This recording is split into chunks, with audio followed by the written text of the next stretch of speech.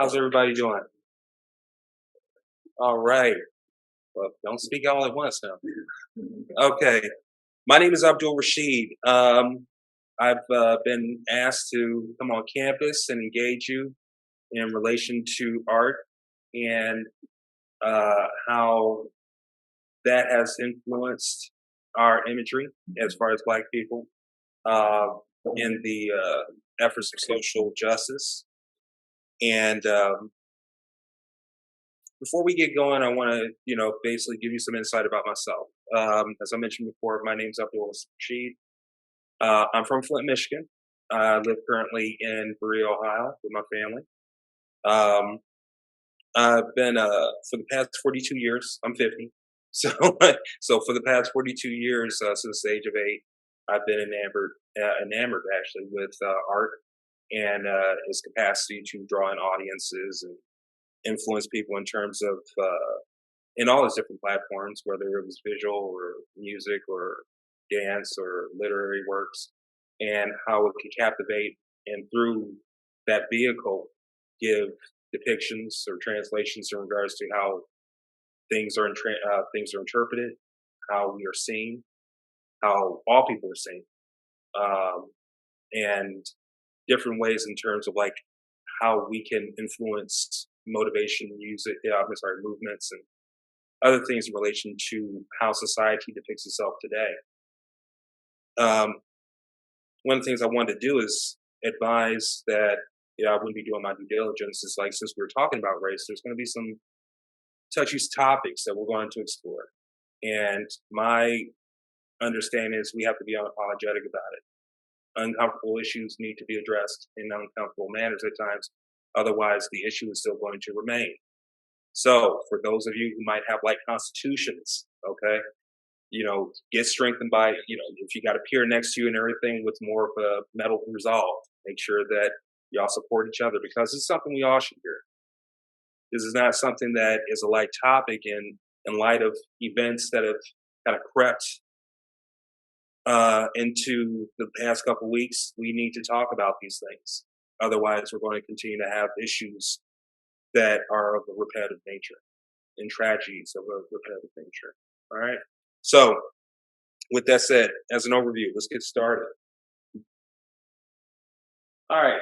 So, the objective, as I mentioned before, art representation has been and continues to be one of the most powerful tools used to create a desired idea, manifest an emotion, or inspire action.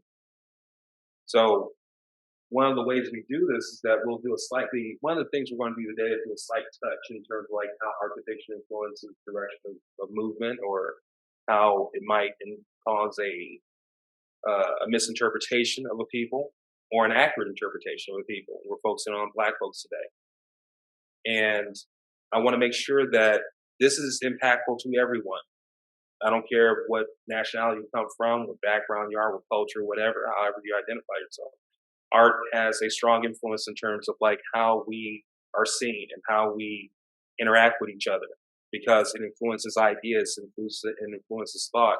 It can either be the protagonist or antagonist in terms of how we see each other. And so it's very important that we take the time to really think about what it is that we're looking at. Digest.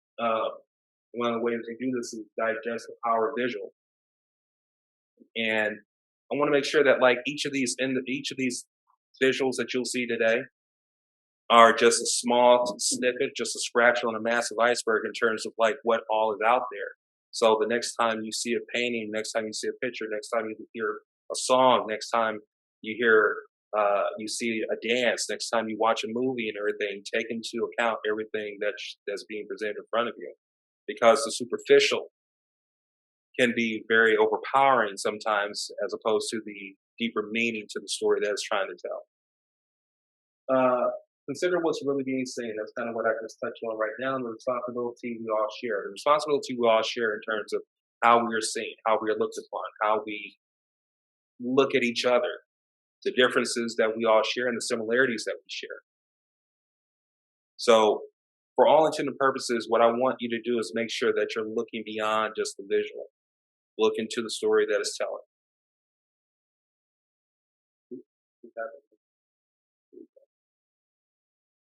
All right, so well, I'm going to do this. We're going to look to the past real quick.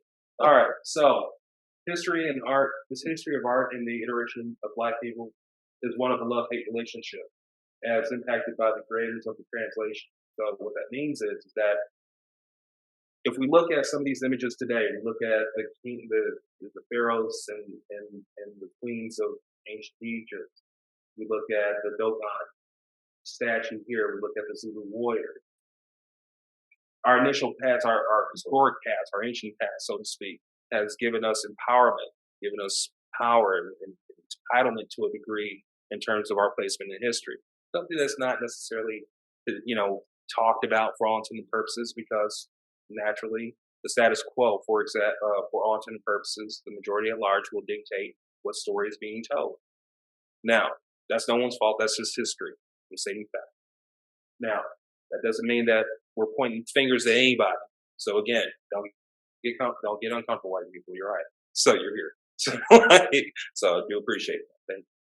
But one of the things that I want to say though is that like how we also interpret each other as well, and how we interpret ourselves in terms of the accountability that holds for us. You have to be unapologetically Black, but at the same time understand the responsibility that comes with that. The reality is we're not all kings and queens. All right. Some of us are the workers. Some of us are the socialites. Some of us are the field hands. Some of us, there's always roles for all intents and purposes. So there's a sense of pride that you should have, but make sure that you understand where that comes from. Understand the history. Don't devalue it, of course. There's no reason to. But also make sure that you understand how you wish to interpret yourself, how you wish to be placed upon that. And art has a strong power in terms of how you see that. When you look at these images, what feelings do these spark? And I want to make sure that you're doing this throughout the course of this conversation that we're having. And this is so much a lecture, this is a conversation, because again, I want you to engage. Once we have this opportunity to actually talk, or once I'm done talking, I want you to feel free, engage, talk to me and everything so we can have the conversation that needs to be had. Otherwise, again, we're just leaving the elephant. Now, of course, from ancient Africa, we now go into the slavery institution. Let's fast forward a little bit. Go into the slavery institution. We go into how we were looked upon as cattle, as Black folks. How we were, basically prodded and poked and everything to see like how we were the product and what that meant in terms of capitalization. What that meant in terms of colonization. What that meant, how those impacts had upon us and our mindset, what slave mentalities have cascaded throughout the course. And not just with Black folks, with our Eurocentric counterparts and other individuals that may know of the history. Slave mentality is not just something that's institutionalized or indigenous just with Black people, because we've gone through the conceptualities of it or the actual applications of it, or we've been the cattle, so to speak. The individuals who were also the individuals who executed that and their descendants have also have a level of slave mentality as well because of preconceived notions. You have to understand that, like, because of this institutionalized or systemic racism that has ensued or entrapped us, and pretty much the back of the history in which we are part of here in this country, living together, we must talk about the elephant in the room. We must talk about how do we really see each other? How do you see this person across from you? Because I see at times especially when I have conversations like this, the polarization in that we have to think about how are we interpreting each other? Where's our comfortability? Sometimes in order for us to attain a level of comfortability, we have to be uncomfortable. Think about the images that you're seeing, then what did that invoke? One of my heroes, it's controversial, some would say, Nat Turner. And I don't know if you ever get an opportunity to read it, but The Confession of Nat Turner. Nat Turner was a slave, and I don't know if any of you have ever seen Birth of the Nation, not the 1915 iteration of it, but I believe that was 2017 or 2018, somewhere around there. But that particular movie basically talked about the life and ultimate death of Nat Turner. And he was a preacher. And he was tasked with the idea of so much kind of pacifying the masses, pacifying the slaves through the use of religion. And using religion for all intents and purposes as a weapon, he was tasked because he believed wholeheartedly in the religion that he was given at that point and everything that was passed upon him as a slave, understanding that, okay, if I kind of pacify the masses, they will not get up rowdy, they will not revolt, and so on and so forth and everything. But got to a point where he realized he was being weaponized, not just preaching the word of God. He was actually weaponized to a point of pacification, so much to a point to where then the abuse and then the continued abuse, the continued neglect, the continued atrocities that were going on in the slavery institution. And then at that particular point, only at the age of 33, decided to say, you know what, fuck it. I'm just going to go ahead and just show I'm done with this. I'm done being a weapon. I'm done being a tool. And I'm going to galvanize a couple of people and everything who wants to be with me and everything, and went about and basically killing the slave owners and the other people with and a number of other slave owners on different plantations for an extended area. Now, at the time that he was captured, he knew it was a suicide mission. He knew that he wasn't going to get free. And so the book that I have, The Confession of Nat Turner, discusses basically like how he was, he understood what was going to happen to him. And in that time, basically, subsequent execution. Now, each of these images, as different as they are and everything, should invoke, now that you have some history about them, should invoke some level of interest, should invoke some level of maybe discern, maybe it should invoke some level of conversation. That's the idea of what art does. When you see these images, what it does is just those are the catalysts or the seeds to what's next in terms of the mindset of the individual. These were the seeds that this evolution, this small seed, is what invoked where we are today. And I'll show you how. We look at coming to the present. And when I'm talking about the present, I'm talking about all of the 21st century up to the 20th century to the 21st century. So the 1900s all the way up to the 2000s. So, of course, you see the Aunt Jemima. Now, of course, Aunt Jemima has been used or branded for all intended purposes, or the Manning, so to speak. And that was used for all intended purposes as a way of promoting, to a degree in terms of good cooking. We'll take care of you, and all that wholesomeness and everything, because it was the nannies, for all intended purposes, they were the nannies of the house. They took care of their master's children and everything, took care of them better than they took care of their own lives. So this was passed down. It wasn't actually up until from 1993 to 2000, actually, when they kind of basically gave Aunt Jemima a perm to kind of spruce her up. The Pearl Milling Company kept using this up until just 2 years ago, taking into account the fact that it was blatant racist for all intents and purposes, and they said, hey, our sales are going to go down. And they decided to go ahead and change this up. Now, think about this. There has to be some level of agitation or anger, not just within the Black people in the room, but also with our Eurocentric cousins here as well. You should feel a sense of anger here, because there's a sense that there was a people who, for all intended purposes, have been demonized or reduced down to just, a brand or whatnot, and given this sense of non-threatening, wholesome, the big lips, smiley face and everything. I'm happy to be a slave, be subservitude to you. We're enlightened people here. All of us are college educated individuals. We obtain our degrees. Some of us have them already. So you should see the atrocity that comes in that, just subliminally, and what that does to you, and what that does to a people.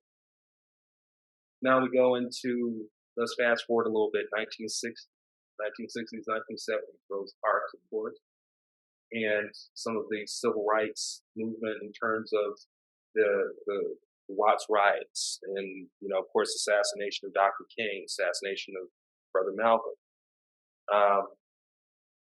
assassination, the murder of Emmett Till, the culminates and visuals, strong visuals in terms of this young lady coming home from work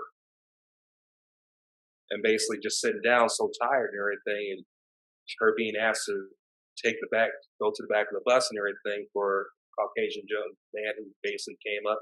You need to go back.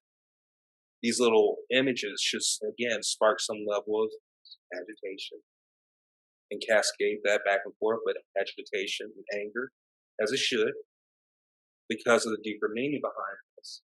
The violence that ensued. I always get the question like, well, why do they burn their own property and everything? Well, for all intents and purposes, don't really own it, but it's symbolized, the symbolism behind that. I don't advocate for violence. I don't advocate for riots. I don't advocate for any of that because, of course, a lot of it can manifest into ulterior motives like looting and so on and so forth. But the gist behind that is when you get so balled up, you don't know what to do. And at that particular point in time, there was no platform or caveat in terms of us being able to, let's be real. If I'm sitting down here 60, 70 years ago, if I was kind of trying to make this conversation to anybody, I'd probably be dead before I even got in here. I wouldn't have this platform with you right now. So these are things that we take into consideration. I'm going to revisit that topic in a little bit. Of course, we move forward from the 1950s, 1960s to the 1970s, around the time I was born and everything, Black Power movement. My father was part of the Nation of Islam, and before he converted into Orthodox Islam, and then prior to my birth. And I've been born and raised a Muslim, but over the years, of course, I have an understanding and affinity when it comes down to certain nationalistic or militant beliefs and everything and whatnot. And although I have my opinions back and forth in terms of that and everything, but I do have an understanding when it comes down to where that comes from. Now, of course, being a Sunni Muslim, I'm embracive of everyone. I believe in peace. I believe in the holistic aspect of Islam. So for me, I want to see a way we can all find a fundamental peace with each other because that is what we should be doing in the first place. But of course, that takes work. And through my art, I try to do that through the various aspects of what I do as an artist as well, which is one of the reasons why I'm so drawn to this topic. Now, of course, from the Black Power movement, we go into the late 70s into the 1980s and everything with hip hop. And during that period of time, of course, I'm of that golden age where there was relevancy in terms of what music you hear instead of a whole bunch of mumble mouth rap and everything. That's just my opinion.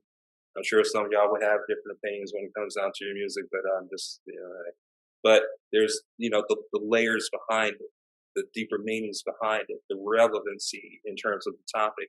There's a point in time where the artists we're talking about, because you got to keep in mind, many of them were coming from parents who were Black Panthers or part of the NOI or who were activists themselves in that period of time.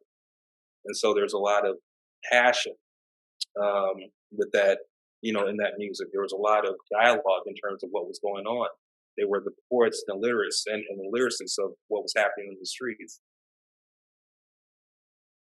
Yeah, you had the artists who would talk about, how much money we got and this, that, and the other and everything and who's doing what and so on and so forth. But there was so much more diversification with the topic and diversification with the lyrics where there were stories and layers to it. It wasn't just one particular product-based conceptuality, which, that's a whole nother topic of discussion. But through that level of art and this art expression, you saw what was going on in the streets in a different manner.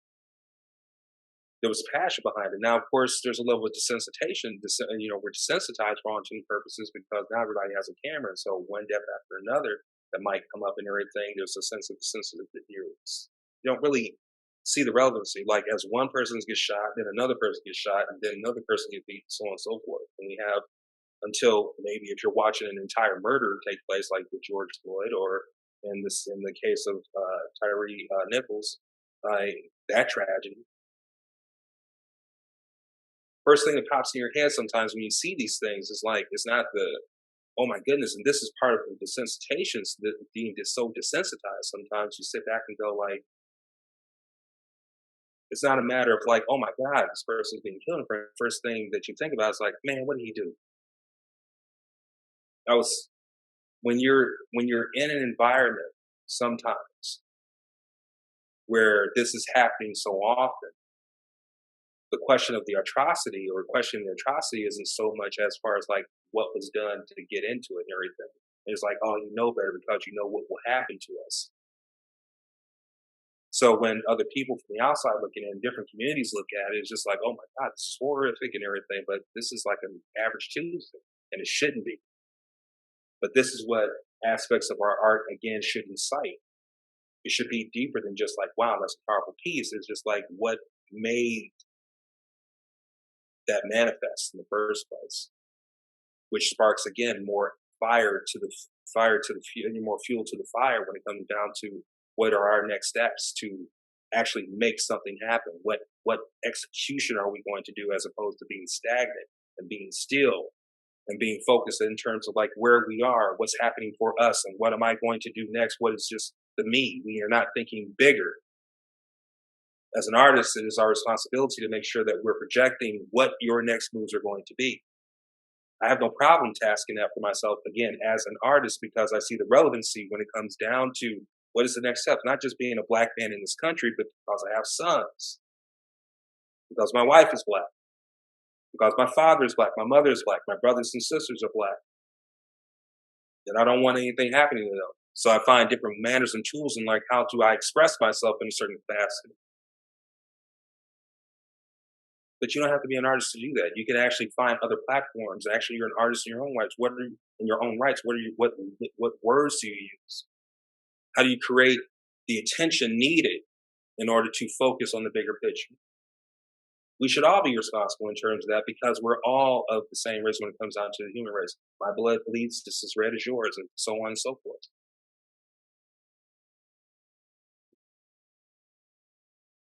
Future, what is the legacy of of the message? Well, oh, I'm sorry.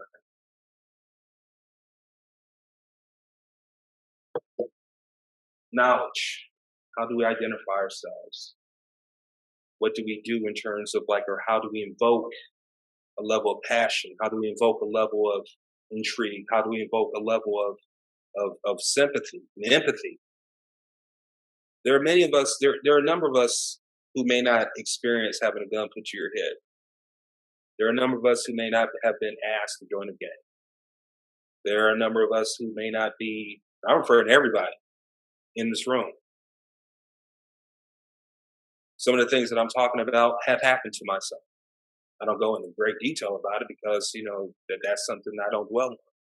Because even though that's a part of my past, that does not necessarily make or break who I am. But I remember those things and I put that into an expression in some aspect or another because, again, it's my responsibility to. Because as I see it, again, as an artist, as artists to the world, we have the responsibility for making sure that what might happen to us, it shouldn't happen to other people in the world, next generations. So, scholars, thinking about our past and making sure that we amalgamate that with our present. That's one of the reasons I like that piece with King and Biggie. Now, some of you might look at Biggie as the past too and everything, but again, I remember like when his album came out or when he was just like, you know, going to come to concerts with Puffy when he was just Puff Daddy. But for me, that was like yesterday. You know, for some of y'all got to Google it. Y'all got to Google what I've been through. But anyway, the goal is to like see how those relate to each other, or the compassionate grace and elegance that we see today, we should see today on a consistent basis with our women,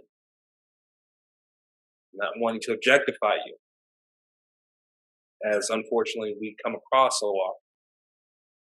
Our men who are emasculating themselves to some degree and everything because they don't know how to use a belt. That is also depicted in terms of how we are influenced. I've never understood the conceptuality behind that, of like how visually one would look at something and not see the ridiculousness of it. How are you going to get a job? Actually, how are you going to run? Never understood that. Pull your pants up. I'm looking at this particular one where it says queens can twerk too. Look, there's a time and place for everything, but that doesn't necessarily mean we have to oversaturate it. How do we want to see ourselves? How do we wish to depict ourselves? How are we going to talk about social movement, social justice, empowerment, and so on and so forth when we reduce ourselves to caricatures?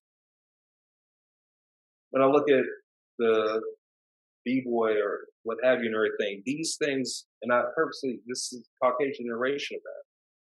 When we depict ourselves as caricatures or as 21st century minstrels, those things cascade over.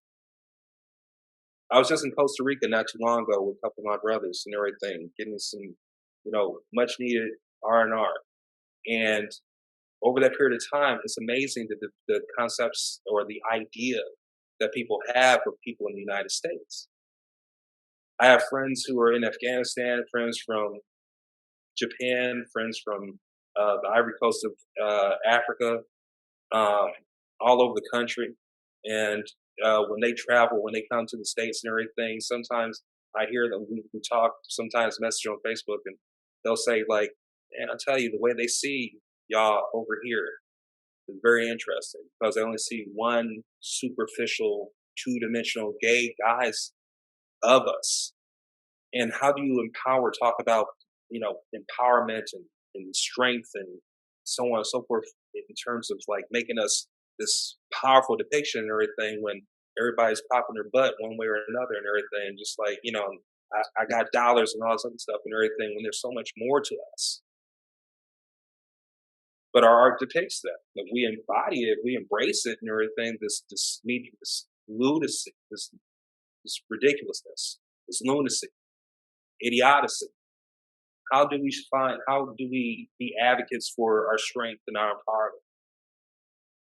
Again, the art is basically an expression of who we are as people. If we decide to translate that and everything, or people see it and decide to translate that, that's our responsibility. That's our fault.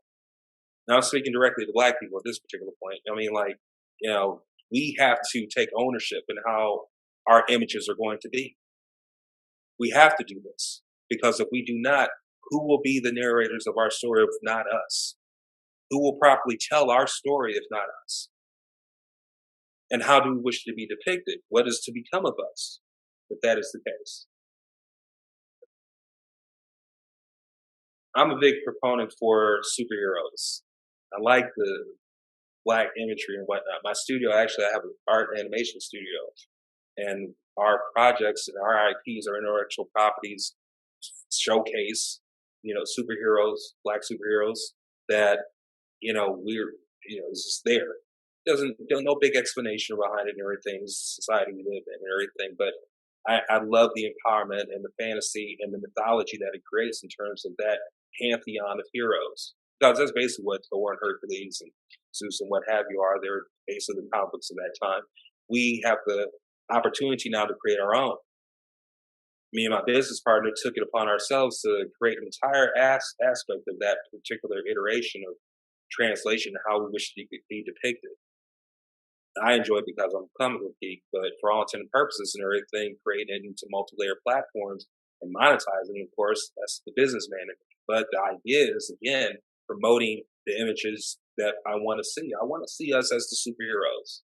I want to see us as the saviors, as opposed to the pimps and the hoes and the, bling bling dudes and so on and so forth. Again, we're better than that. If we are descendants of kings and queens, then we should keep this iteration in our minds always. If we wish to promote these conceptualities that that's what we are, then we should make sure that we do it upon ourselves. And again, there's time and place for everything. But when we're out and about, when we're engaging with each other in public, when we're talking to each other, we don't have to use nigga, nigga, nigga, nigga, nigga every 5 seconds. Or bitch, bitch, bitch, bitch, bitch, and everything. It's confusing to me. What's really confusing me sometimes is that, like, I'll go down the street, I'll say, hey, what's up, nigga, this ain't, and so on and so forth. I'm just like, bruh, you don't know me like that. Or I'm seeing young ladies like, hey, bitch, hey, what's going on, bitch, and so on and so forth and everything. It's confusing as hell to me because then if a dude says that to her and everything, then it goes into like a whole nother level of trajectory. Here's the reality. You're not bitches. You're not niggas. All right? And I'm saying this to everybody because what confused me also is that, like, now I'm talking to white people. What confused me also is that, like, there are times where I get the question, well, why can't we say it? Well, here's the thing. Knowing the historical background behind it and all this other stuff, why would you want to? To what purpose? Just to be able to say it. I mean, technically, you could just go ahead and say it. I mean, it'd be fucked up, but you know what I mean? Like, you can say it. What I challenge everyone in this room is to question why they do what they do. This is what art does. This is what art sparks. It causes you to stop and think about why, if you're thinking of it, if you really look to the deeper layers behind it, why am I doing what I'm doing? I want to be the superhero. I want to be the nurturer. I want to be the businessman. I want to be the inspiration. There's nothing wrong with that because those will be the individuals who are going to get into the business conference room. Those will be the individuals who are going to be the leaders for all intents and purposes. Don't look at this small degree, this small percentage of individuals because like they're entertainers and everything. The entertainers and the rappers and the musicians and so on and so forth, or what have you, and everything. For all intent, thank you, entertainer. I appreciate that and everything. But come on now. That is a small percentage of like who we actually are. We need to be the individuals behind the cameras. We need to be the individuals behind the scenes. We need to be the individual. I don't need the bravado. I don't need there's a term someone said like fame will make you hungry. You'll die of fame. You'll die searching for it. You try to grab it, you can't. You try to eat it, you'll stay hungry. I want to learn how to fish. So I'm stay full all the time. I want to inspire thought, invoke a conversation. If any of this has done anything, one of the things I want this in this brief opportunity I've had to touch base with you, I want this to spark some level of conversation or maybe an epiphany to say, you know what? We need to have a deeper conversation in terms of this. Like I've been thinking, that we need to have this conversation and y'all engage the two sides here right now because like it's very interesting in terms of the seating arrangements that are in here. I wish there was more in here so I could see from a sociological theory, hypothesis to see actually like how many people would actually be separated for all intents and purposes. Nothing against you. I'm just wish there was more so I could see like what would happen. But for all intents and purposes, I'm curious as to like again, where is what is the interaction initiation here? And that's with all people. How do we initiate and engage in these conversations? Because again, it's just going to be an issue if we don't touch on it the proper way. It's going to be an issue if we leave it alone and just think it's going to take care of itself. There was the question, do you think things are getting better? I hate that question. And I like it. I'll tell you why. So I like it because we are having this conversation. I like it because I'm here right now to talk to you about it. I like it because we have individuals who are in administrative positions who look like me, who are of our shade. But I hate it because it's got to be asked in the first place. Because it should be just human decency that we are treated equal in the first place to have the opportunity to do it in the first place. So it shouldn't be asked. Instead of, is it getting better? It's just like, how's your day? Hey, that was a good speech, or so on and so forth. We should never have had to ask this question in the first place because the history behind it should never have happened because it's just common decency from human to human, how we interact with each other. Now, again, we should not put the sins of our fathers against anyone. That's the past.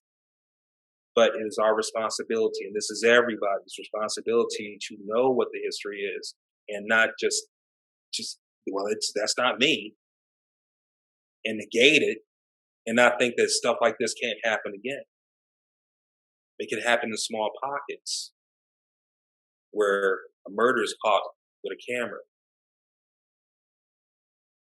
or someone disappears and someone could disappear in one particular demographic and another person could disappear on another a different demographic at the same time, but who is highlighted more in the news.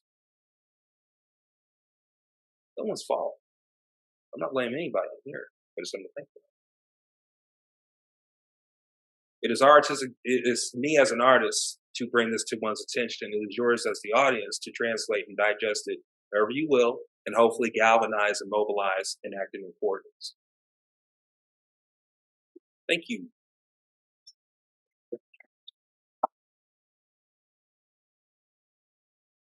All right, questions. Give them to me. Oh man, so many.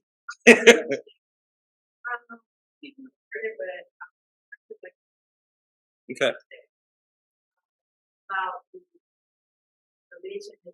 Yes.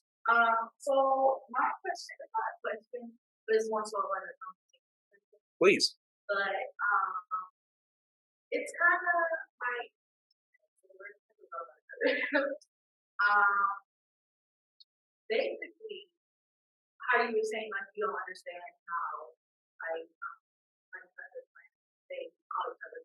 Hmm.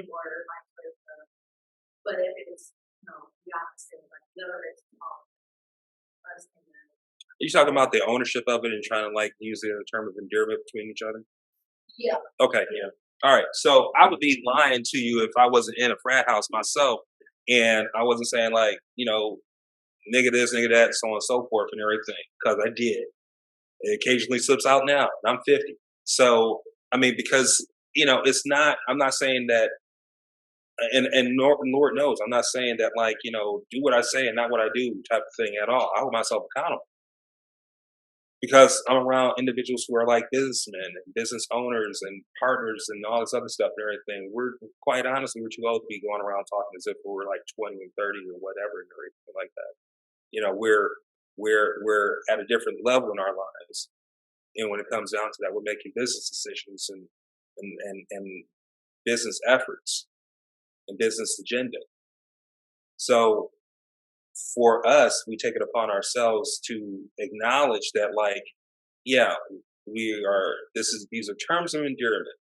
These terminologies, for all intents and purposes, are belittling when it's all said and done. And for all intents and purposes, like, now I'm not saying that like you just would go like cold turkey and flip it over and everything. I'm never doing this again. What I'm saying is that like just hold yourself accountable when you do it. I would never tell you to say like don't do that. That's not what I'm saying.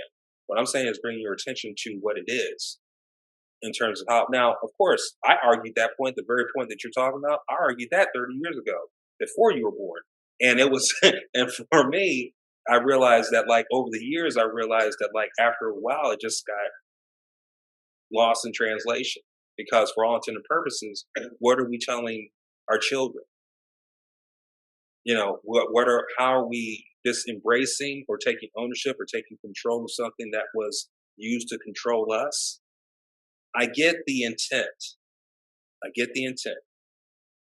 What I'm asking you to do is I'm asking you to challenge what it is that you're really taking ownership of. That's it. Yes, ma'am.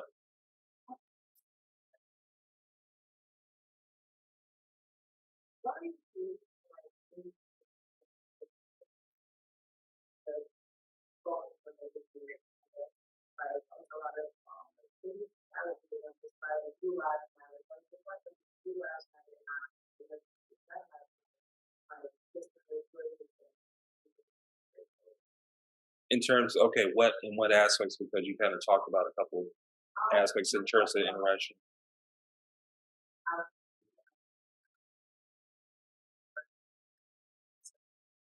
Well, you have to keep in mind, as I touched on. I mean, like we have. Here's the reality: are there are there cultural differences between us? Definitely, but does that mean that we have to make them so separate to where we cannot interact? That's ridiculous. The reality is that I'm a big advocate for it. I have friends from all over, different walks of life, different cultures, and everything. I'm a big proponent for interracial interaction. Heck, I have nephews and nieces who are like of mixed lineage. So I mean, like for me to say anything of the otherwise and everything, I'd be hypocritical and kind of ridiculous. I mean, for all intents and purposes, I'd be racist in my own right if I was to say like, no, I'm against this and that and the other. No, we have to make it a point to where like with our differences, we find the similarities and embrace those respective differences and talk about them. Maybe, hey, I might like. Here's the thing. I remember I always used to hear the term like, "Well, black folks don't ski." I like skiing. Didn't know I did. Went up and tried it and everything. I'm like, "Oh, this is fun." Unless I hit a tree. Now, the other part is black folks don't swim. I'm a certified lifeguard. I've never understood that concept and everything. Black folks in our relationship with water is a little tenuous, but still. So, like, but I decided to learn how to swim and everything because something I realized: the water doesn't kill you; it's the panicking. So it's just once you get in the water and everything. So like you got to keep in mind that drowning is just a side effect from the panic. So like I try not to panic in the water, thus becoming a lifeguard. But being in the art, industry, especially in the comic book arena and everything, which is very heavily saturated with our Eurocentric cousins and different other. Well, hey, I decided I'm a comic book geek. Like I love comic books for like a minute and everything. When I go to conventions and whatnot, I sit on the panels. They're fun, and then first thing they ask me is just like, well, what got you into it? It's like I'm a geek. I like comic books, so pretty simple and everything. It's not a black, white, red thing type of whatever. It's just I like the amalgamation. Quite honestly, I enjoy this because when we talk about these things, quite honestly, in terms of race relations, what do you call it, interracial interactions, however they are, I believe that in order for us to move cohesively as a people, we have to make it a point to where we embrace our differences, embrace our individuality, but not shun others, not degrade others because of those differences. And understand that together we're a lot more cohesive together. Like you can do a lot more with this than you can with this. I'm gonna break my fingers if I try doing all stuff. I'm a martial artist. So like, but if I could probably still go through this, but anyway, it's like, but with my fingers and everything, there's a vulnerability. I put my fist together, there's a lot more strength to it. Okay, that correlates with everybody, with everything. Think about that. Use that analogy when you're thinking about the interracial conceptualities. I mean, when it's all said and done, as I mentioned before, we all bleed the same way. We all put our pants on. We all go to the bathroom, go to sleep. We all eat. We're just different in terms of like how we look, our respective likes and dislikes. But that doesn't mean we have to dislike each other. Next,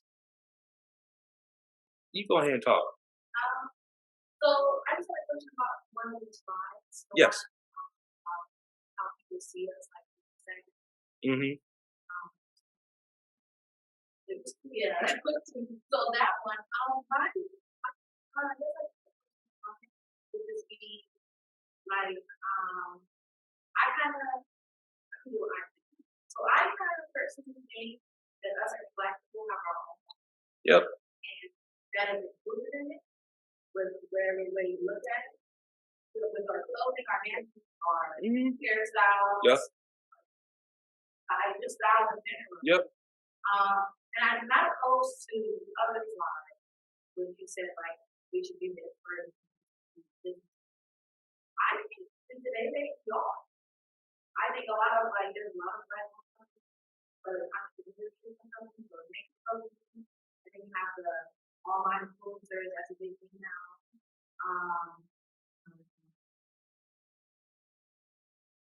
And the celebrities.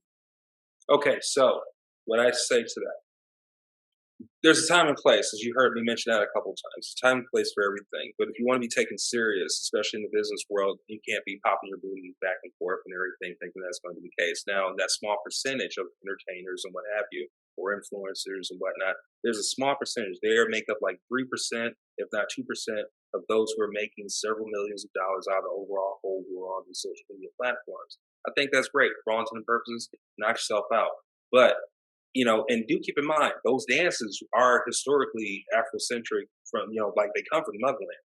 So like I'm not against those. It's when they become minstrelized, when they become a mockery of what those are, when they become more more product and fodder for all intents and purposes, when it's grossly oversaturated.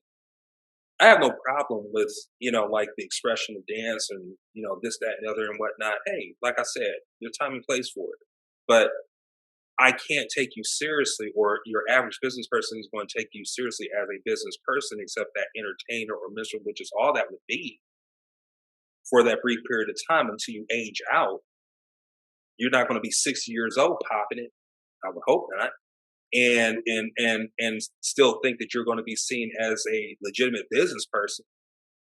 So again, I have no problem with when it's the right time, when it's the right place, because again, there's a time and place for all that.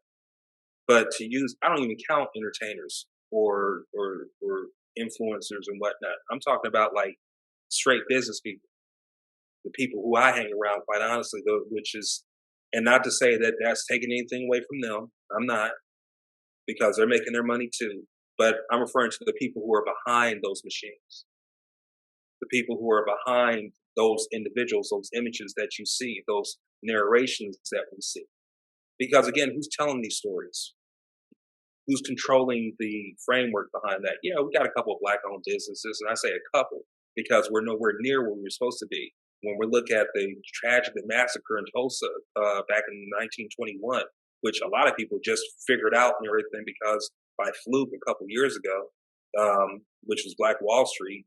But that them being blown the hell off the map and everything because that was all acknowledged. That is the only domestic airstrike ever authorized in the United States.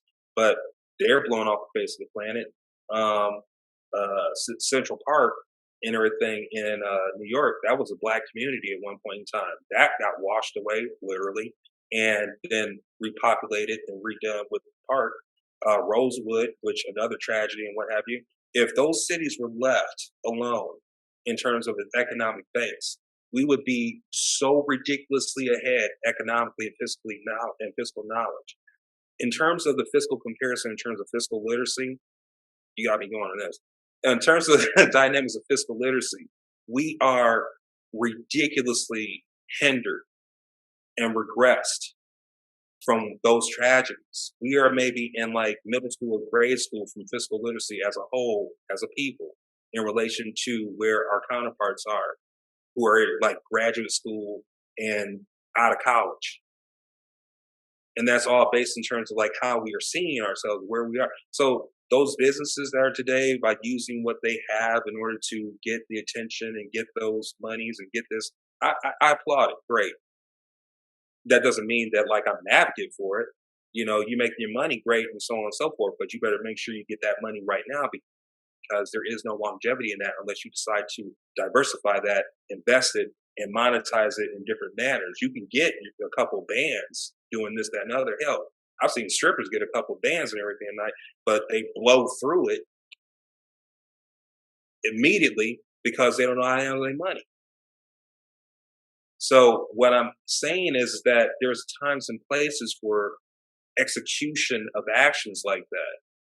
But if you're thinking of this as long-term business, you're not even in my talking space. You know, like I appreciate the entertainment and everything, but you know, you lost me after that second twerk. Next. Yes, ma'am.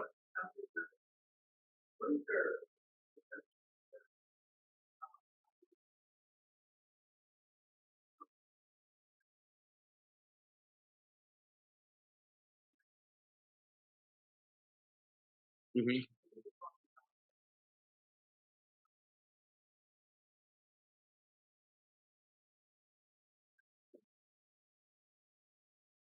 Hmm. Um, it's funny. I actually, my entire back is covered in tattoos.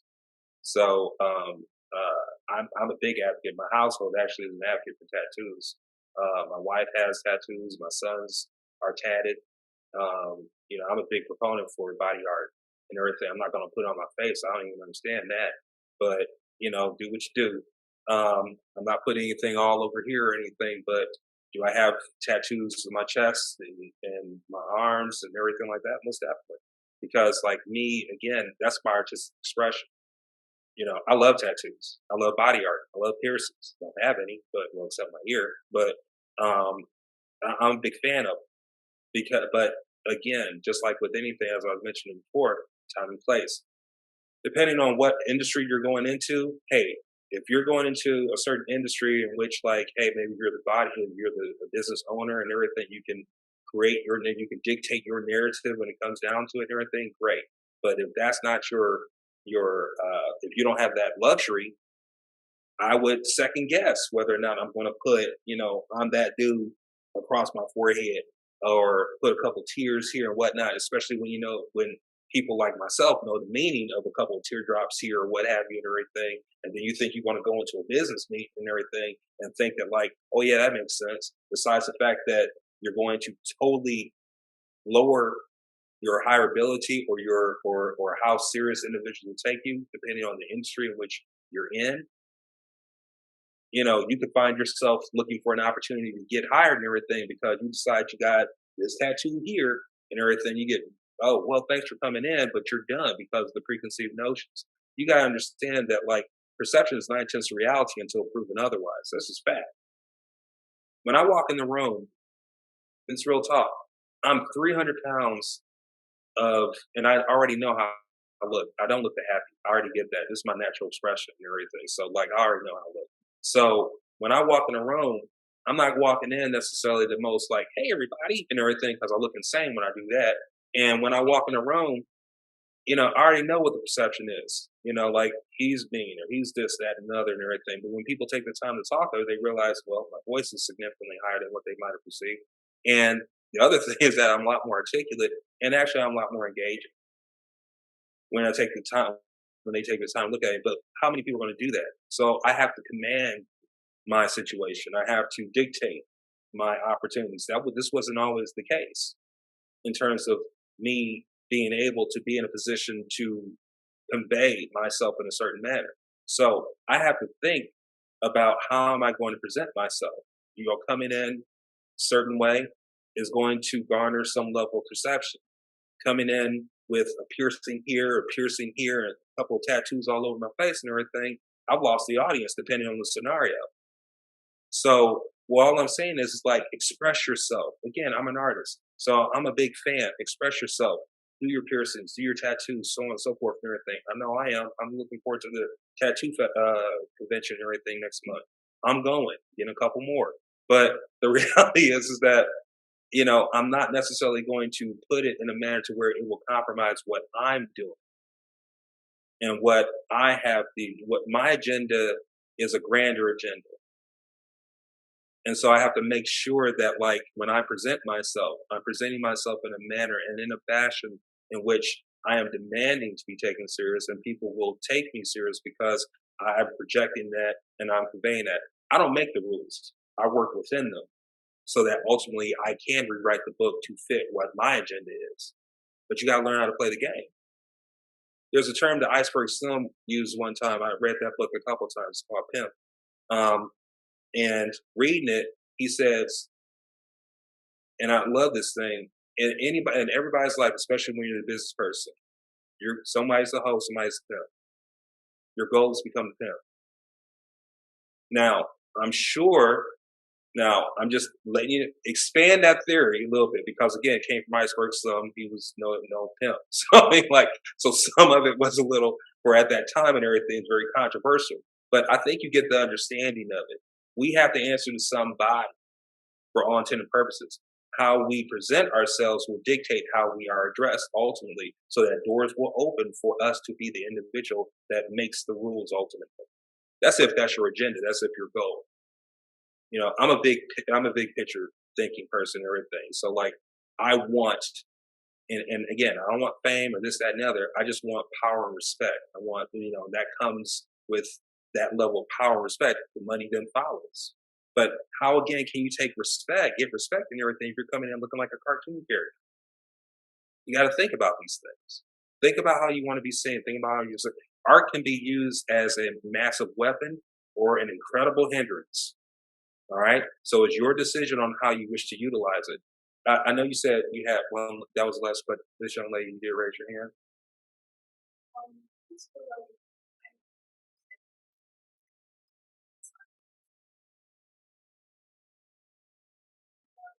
like, for example, like, there's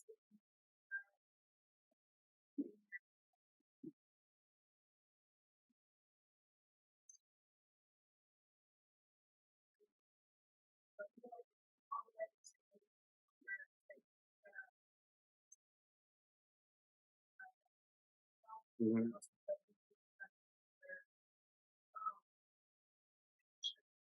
What's the shift? resolved, expression.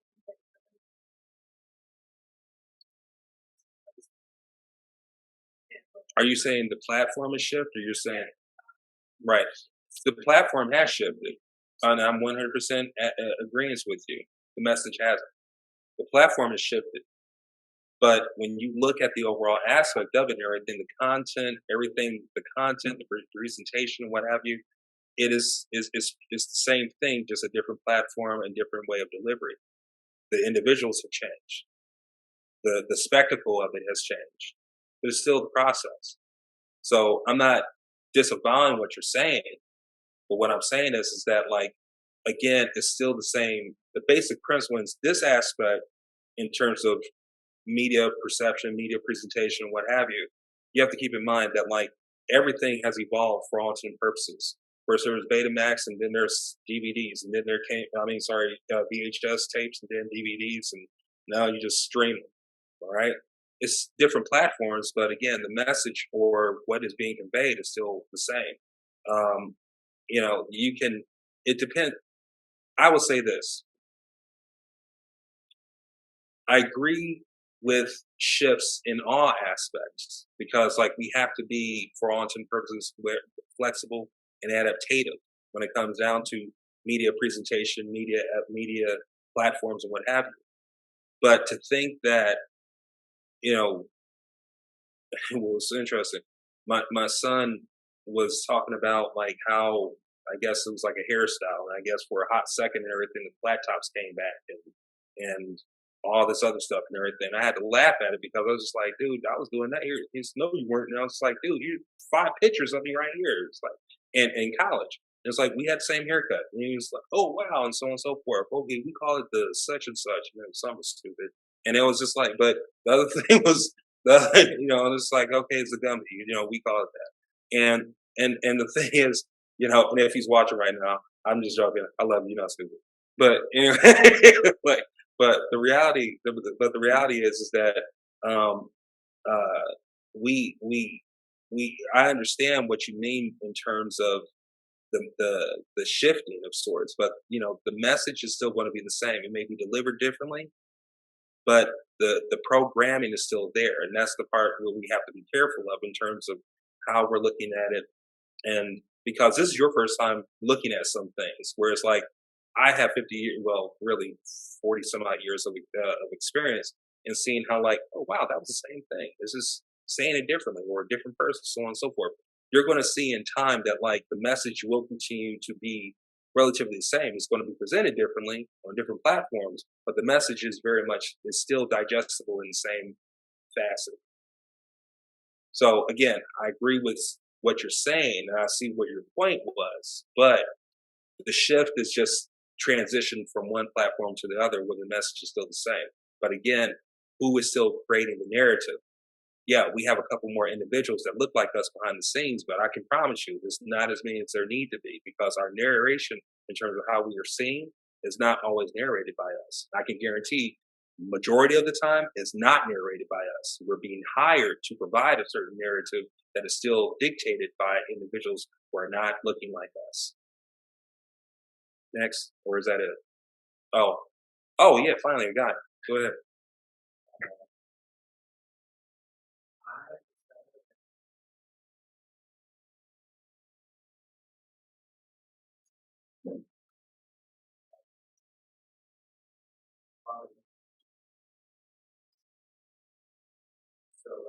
Which one was it? Which slide was it? Oh yeah, go ahead. Yeah, what's up?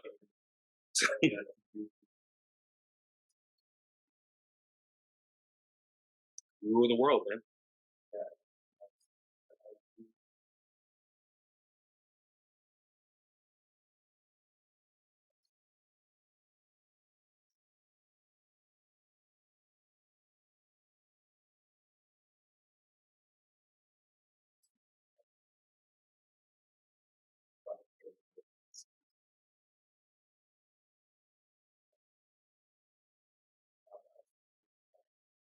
I mean, there'll be some there because of the diversity initiative, but I mean, like for all intents and purposes, I would like to see us doing more stories like Black Panther, which it's the funniest thing when Black Panther came out. Love the movie and everything. First one, second one's good. Love note to Chadwick Boseman, appreciate that. But the movie and everything, I saw so many people saying like Wakanda forever and this, that, and other and everything. And I was just like, okay, and I'll listen to some people who say like, well, this brother created this and so on and so forth and everything like that. And I was just like, yeah, no clue what you're talking about. He's like, well, who created it? Stan Lee created Black Panther. Him and I forgot, was that King Kirby or was that Steve Jack? Yep, Jack Kirby. Yeah, King Kirby. So yeah, so like they created Black Panther and the first black superhero, yeah, but they created like yeah, not the first. There's another one that would challenge that, but still. Anyway, first popular black superhero and everything that was on popular culture, and and it evolved and everything because obviously it's part of the Marvel machine. But again, that character was not. It was translated. I mean, it was done, but it was done in a manner to where you had these two individuals, and I loved Stan and everything. He had a pleasure of meeting him 2 times. Before he passed away, but so big fan. But again, he could not accurately capture what was captured ultimately by Ryan Coogler. And even though Ryan had the ability to translate that and everything, he still doesn't control per se what direction that character is supposed to go in. I mean, he's not controlling it. It's not his creation. He's the director of that movie. So true power with an IP, particularly with IPs and everything. I have a number of IPs. All of them are mine. And I've stressed that and everything, especially as they start getting ready to do what they're about to do. I'm a big proponent for we create our individual. I don't like chocolate coating established IPs. Black Batman, a black Superman, a black Spider Man, a black Captain America, and whatnot and everything. Basically, you're basically establishing taking that established audience and monetizing it with this veneer of diversity. I mean, that's fine and everything. Monetize your stuff and everything, but I still want to see us create our properties. Again, nothing against you white people, but it's like, but the reality is that like if you're going to create IPs, I do want to see us create. I do want to see us never, but don't do what our counterparts have done, like create an entire white tapestry of pantheonic heroes and everything. Again, make sure that you have an understanding of genuine diversity. Include some Eurocentric characters, include some Asian characters, include some Middle Eastern characters, Latino characters, and what have you, and everything. Do something the right way. Showcase us, definitely. I'm a big fan of that. Showcase us, but make sure that you incorporate and everything with the world we see. Friends always confuse me and everything. Like, how can you live in Manhattan? I've been in Manhattan many times. How can you include Manhattan and go to Manhattan and in its coffee shops and everything? You don't see nothing but white people all over the place. But when I went to New York and everything, finally, everybody all over the place. I was like, what part of Manhattan are you from? Like, I never understood that. So we have to make sure that we give accurate depictions when it comes down to how we translate our art. And as you, as a literary artist and everything, think about what you're creating. Make sure that this is a certain narrative. Again, time and place for everything, but make sure that your narrative gives an accurate depiction and what type of message are you trying to convey. Because as you, as an artist, you're tasked with the responsibility of helping society go into its next platform of evolution. All right. You good? Yes. All right. Thank you.